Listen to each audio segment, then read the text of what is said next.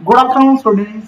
आज अपन करने जा रहे हैं सुपर 200 क्वेश्चंस सीरीज की शुरुआत, जो कि शायद सीए इंटर सितंबर 24 एग्जामिनेशंस के लिए थोड़ी ज्यादा इंपॉर्टेंट है। उन क्वेश्चंस को मैंने कवर किया है इस वीडियो सीरीज में।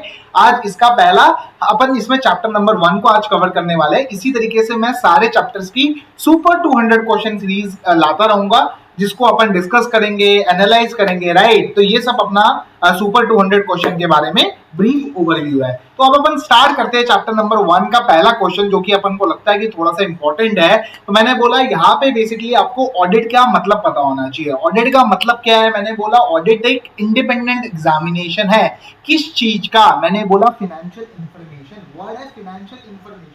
तो फाइनेंशियल इंफॉर्मेशन में फाइनेंशियल स्टेटमेंट्स के साथ साथ और भी फाइनेंशियल इंफॉर्मेशन आ सकती है, जो उस फाइनेंशियल स्टेटमेंट्स को बनाने में हेल्प करता है, राइट। तो मैंने बोला ये एक इंडिपेंडेंट एग्जामिनेशन है एक फाइनेंशियल इंफॉर्मेशन का ऑफ एन एंटिटी, चाहे वो प्रॉफिट ओरिएंटेड हो या फिर ना हो, चाहे वो छोटी हो चाहे वो बड़ी हो, चाहे वो सोल प्रोप्राइटर हो चाहे वो प्राइवेट लिमिटेड कंपनी हो। तो कोई भी लीगल फॉर्म हो, कोई भी साइज हो, चाहे वो प्रॉफिट ओरिएंटेड हो या नहीं हो, हम ये एग्जामिनेशन एज अ ऑडिटर क्यों कर रहे हैं? मैंने बोला ताकि आप ओपिनियन दे पाओ, ताकि आप ओपिनियन दे पाओ on the financial statements, right. अब आप ओपिनियन कैसे दोगे? Through a written report, right. अब हो सकता है जब हम बेसिकली हम ऑडिट कर रहे हैं फाइनेंशियल स्टेटमेंट्स का, तो हमें इंश्योर करना है, हमें देखना है कि फाइनेंशियल स्टेटमेंट्स किसी को मिसलीड ना करे।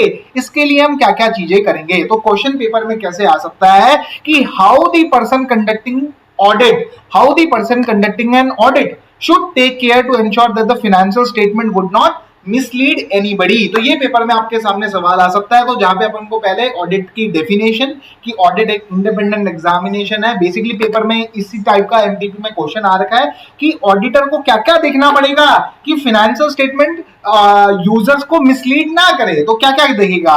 तो मैंने बोला ऑब्वियस ही बात है, वो ये देखेगा कि जो एंट्रीज है, जो जर्नल एंट्री डली है किताबों में, that is adequately supported by vouchers, documents supporting evidence, right। तो मैंने बोला adequately entries are supported by sufficient and appropriate evidence, जिसको हम बोलेंगे वाउचर्स होंगे, उसके अंदर प्रॉपर वर्किंग होगी, कैलकुलेशंस होंगी, राइट। तो entries are supported by sufficient and appropriate audit evidence. जो भी बुक्स ऑफ अकाउंट बने हैं that is drawn with reference to the journal entry के बेसिस पे ही बुक्स ऑफ अकाउंट बने हैं, एंड बुक्स ऑफ अकाउंट्स के जो अकाउंट्स बने हैं उसके बेसिस पे ही फाइनेंशियल स्टेटमेंट्स बने हैं। And financial statement are clear and unambiguous, मतलब उसमें कोई ऐसा नहीं है जिसमें कोई चीजें अनक्लियर हो, सारी चीजें एकदम क्लियर है, unambiguous, that is crystal clear, right. And financial statements true and fair view देते होंगे। तो मैंने बोला जो एंट्री डली है दीज आर एडिक्वेटली सपोर्टेड। अभी आपको एज अ ऑडिटर देखना है कि फाइनेंशियल स्टेटमेंट मिसलीड तो नहीं कर रही यूजर्स को।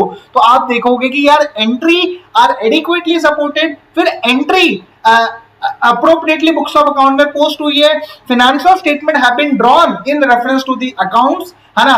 एंड बेसिकली अब कोई भी एंट्री छूटी नहीं है, none of the entries has been omitted, and financial statement properly present disclose किए गए हैं, and financial statements are clear and they give a true and fair view. तो एज अ ऑडिटर आप समझो बेसिकली आपके पेपर में question कैसे आएगा। As a auditor how would you ensure that the financial statement are not misleading anybody, right. तो आप कैसे इंश्योर करोगे? आप ये देखोगे कि भाई जितनी भी एंट्री डली है that is adequately supported by sufficient and appropriate audit evidence.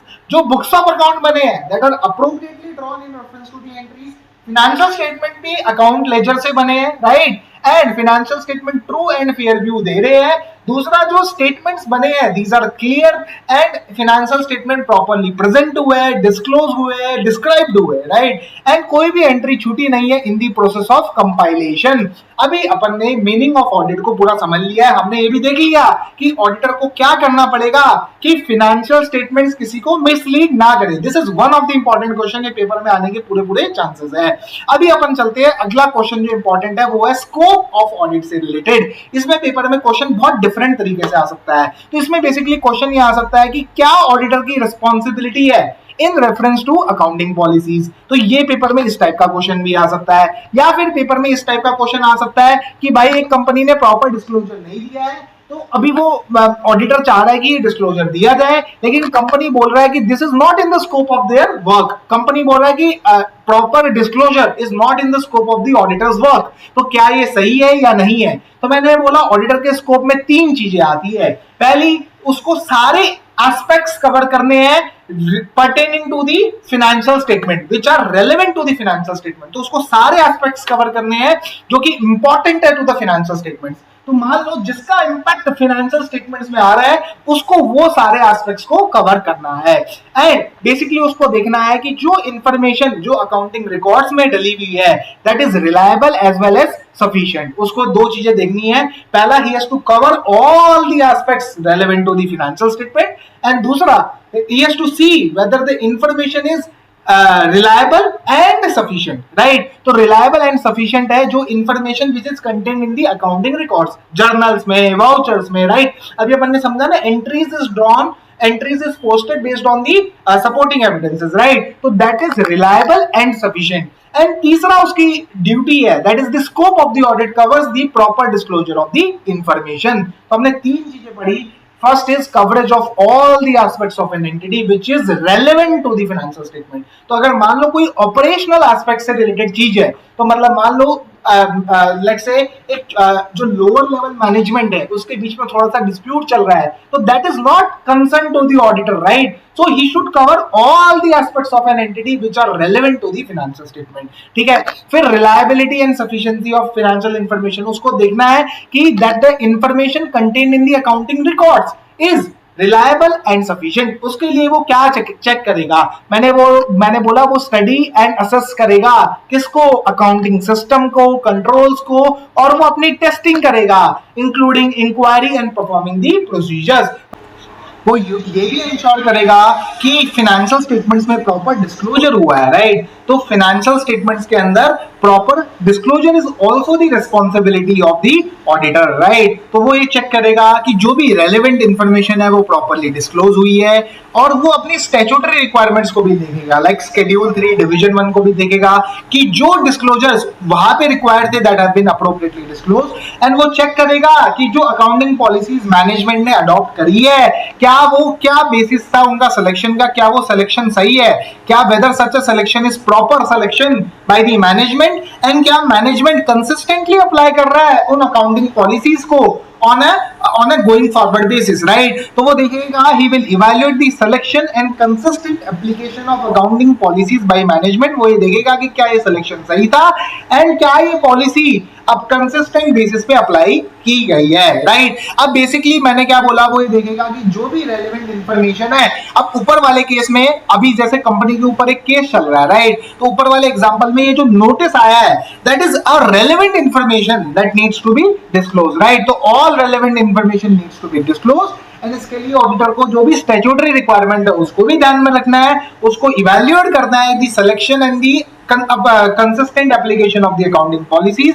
वो ये देखेगा क्या ये selection of the accounting policy is proper, and क्या ये जो पॉलिसी चूज करी है that has been applied consistently on a period to period basis, right? अब बेसिकली उसके लिए वो क्या देखो, अभी तो ये है रिक्वायरमेंट क्या है, ऑडिटर को क्या करना है, राइट? अब वो कैसे करेगा, how it will be insured that the proper disclosure of accounting disclosures as required in accordance with the statutory requirement of all the relevant information has been done, right? तो वो ये देखेगा कि क्या फाइनेंशियल स्टेटमेंट प्रॉपरली समराइज करते हैं जो भी इवेंट्स एंड ट्रांजैक्शंस हुए हैं ड्यूरिंग द पीरियड, एंड जो भी मैनेजमेंट की जजमेंट्स है, ठीक है ना, जो वो भी बेसिकली अप्रोप्रिएटली डिस्क्लोज्ड है। तो बेसिकली अगर मैं बोलूं तो ऑडिटर की ये ड्यूटी है कि all relevant information has been disclosed, जो भी स्टैट्यूटरी रिक्वायरमेंट है with respect to schedule 3 has been disclosed. वो देखेगा कि जो अकाउंटिंग पॉलिसी सेलेक्ट हुई है क्या वो कंसिस्टेंटली अप्लाई हुई है या नहीं हुई है, क्या उनका सिलेक्शन अप्रोप्रिएट हुआ है या नहीं हुआ है, तो ये सब भी वो देखेगा। और वो देखेगा कि भाई जो फाइनेंशियल स्टेटमेंट्स है क्या वो जितने भी ट्रांजैक्शन, जितने भी इवेंट्स हुए ड्यूरिंग द पीरियड, क्या उसको प्रॉपर्ली समराइज करते हैं। And he will also consider the judgements made by the management, कौन सी सिग्निफिकेंट जजमेंट्स है जो मैनेजमेंट ने ली है, राइट? तो मैंने बोला सबसे पहले आप समझो, scope of audit covers all the aspects of an entity which are relevant to the financial statements, right? Including reliability and sufficiency of the financial information. इसके लिए क्या देखेगा, ऑडिटर अकाउंटिंग सिस्टम को इवैल्यूएट करेगा, इंटरनल कंट्रोल्स को evaluate करेगा, right? अपने test carry out करेगा, including inquiries and procedures required by standards, right. अभी क्या क्या वो देखेगा, he is also responsible for ensuring proper disclosure of the information. तो ऊपर जो क्वेश्चन था कि ऑडिटर को कोई लेना देना नहीं है डिस्क्लोजर से, तो it is not right, and auditor have a obligation that the all the information are properly presented and summarised in the financial statements, right. इसके लिए उसको देखना है कि भाई accounting policies is proper, selection of it is proper, and वो जो पॉलिसी है that has been applied on a consistent basis, right. अभी ऑडिट और इन्वेस्टिगेशन के बीच में फर्क क्या है, मैंने बोला देखो इसका क्वेश्चन पेपर में कैसे आ सकता है कि भाई एक तो एक सीए को एंगेज किया गया स्पेसिफिक चीजों के लिए, राइट, कि भाई फायर लगी है, असेस करके कितना लॉस हुआ होगा, right. It's in the nature of investigation. Investigation और ऑडिट में क्या फर्क है, मैंने बोला इन्वेस्टिगेशन क्या होता है, क्रिटिकल एग्जामिनेशन होता है, बहुत डीपली एग्जामिनेशन होता है जिसका एक स्पेशल पर्पस होता है। जैसे ऊपर वाले का स्पेशल पर्पस क्या है कि भाई कितना लॉस हुआ है उसको असेस करना, राइट। तो मैंने बोला it is a critical examination of the accounts, हम क्रिटिकली एग्जामिन कर रहे हैं अकाउंट्स को विद अ स्पेशल पर्पस, ये इन्वेस्टिगेशन होता है, राइट। अभी एग्जांपल ले लो कि जहां पे ऑडिटर को बुलाया गया है कि भाई चेक करके क्या फ्रॉड हुआ है या नहीं हुआ है, तो it's in the nature of investigation, right. अभी इन्वेस्टिगेशन में कुछ स्पेशल पावर होती है, आप क्या कर सकते हो, सर्च कर सकते हो, सर्च एंड सीजर, रेड लगा सकते हो, राइट। या फिर आप विटनेस को ओथ पे क्या बोलते हैं, ओथ पे बुलवा सकते हो कि भाई जो भी कहूंगा वो सच कहूंगा, ऐसी पावर्स आपके पास ऑडिट में नहीं होती है। तो मैंने बोला audit is not an official investigation.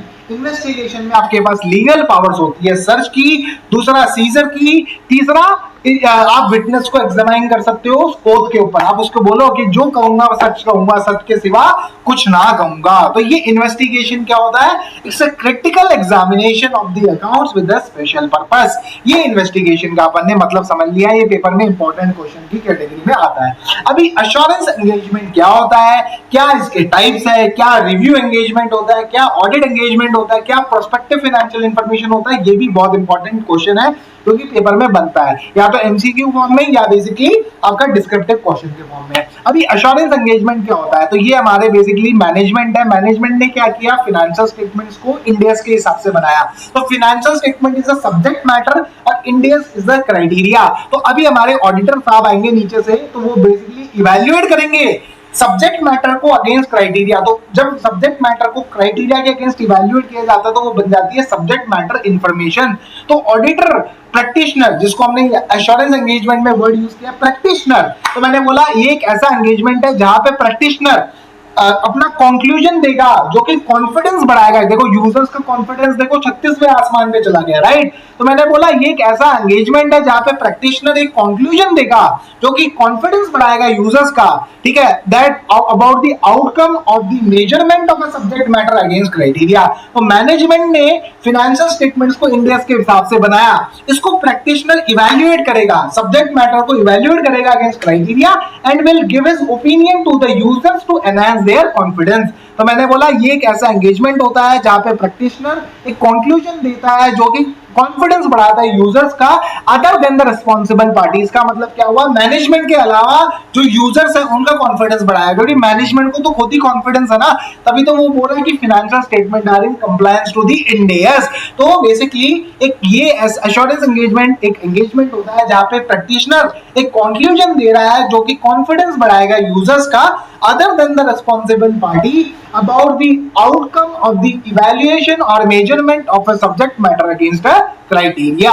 अभी क्या क्या टाइप के एंगेजमेंट हो सकते हैं, मैंने बोला अश्योरेंस एंगेजमेंट भी हो सकते हैं, नॉन अश्योरेंस एंगेजमेंट भी हो सकते हैं। नॉन अश्योरेंस के एग्जांपल क्या है, मैंने ट्रायल बैलेंस लिया, ट्रायल बैलेंस से बैलेंस शीट बना दी, मैंने कोई भी प्रोसीजर परफॉर्म नहीं किया जिससे यूजर का कॉन्फिडेंस बढ़े, मैंने सिर्फ और सिर्फ क्या किया, compilation of the financial statement, या फिर मैंने अग्रीड अपॉन प्रोसीजर्स किए जहां पे मैंने बोला कि भाई मैं क्या करूंगा, ट्रायल लूंगा, ट्रायल से फाइनेंशियल स्टेटमेंट बनाऊंगा और मैं सिर्फ डेटर को कंफर्मेशन भेजूंगा। तो मैंने सिर्फ इतने प्रोसीजर्स किए, मैंने इसके अलावा कोई प्रोसीजर नहीं किया। इसका मतलब this is not enhancing the confidence of the users of the financial statement, right. तो these are non assurance engagement. इस पे जो लगता है, इस पे जो स्टैंडर्ड्स लगते हैं, राइट, वो लगते हैं स्टैंडर्ड ऑन रिलेटेड सर्विसेज। तो कंपाइलेशन के ऊपर, अग्रीड अपॉन प्रोसीजर्स के ऊपर जो स्टैंडर्ड लगते हैं that is standard on related services. है ना। और SQC1 तो देखो हर चीज पे लगता है। देखो मैं आपको समझाता हूँ स्टैंडर्ड की जो ड्राफ्टिंग है वो कैसे हुई है। सबसे पहले आता है SQC लगता है फॉर्म लेवल पे, फॉर्म लेवल पे ये स्टैंडर्ड लगता है। SQC is the boss. Her CA firm में SQC के हिसाब से कंप्लायंस होना चाहिए। फिर होता है स्टैंडर्ड्स ऑन ऑडिट, जो कि ऑडिट एंगेजमेंट पे लगती है। फिर होता है स्टैंडर्ड ऑन रिव्यू एंगेजमेंट्स, जो कि लिमिटेड रिव्यू, जो कि आपने सुना होगा लिस्टेड कंपनी में जो क्वार्टरली ऑडिट होता है ना, उसके ऊपर रिव्यू एंगेजमेंट लगते हैं। और जो एनुअल ऑडिट होता है उसके ऊपर क्या लगता है, स्टैंडर्ड्स ऑन ऑडिट लगते हैं। रिव्यू एंगेजमेंट्स फिर अपन ने पढ़ा प्रोस्पेक्टिव फाइनेंशियल इंफॉर्मेशन या फिर इंटरनल कंट्रोल्स के ऊपर आपकी अश्योरेंस, है ना। तो वो क्या हो गया बेसिकली, वो स्टैंडर्ड ऑन अश्योरेंस एंगेजमेंट हो गया, SAEs, ठीक है, standard on assurance engagement. Prospective financial information हो या फिर इंटरनल कंट्रोल की इफेक्टिवनेस के ऊपर आपका ओपिनियन हो, है ना। और एक हो गया non assurance engagement like compilation and agreed upon procedures, इस पे लगते हैं स्टैंडर्ड ऑन रिलेटेड सर्विसेज।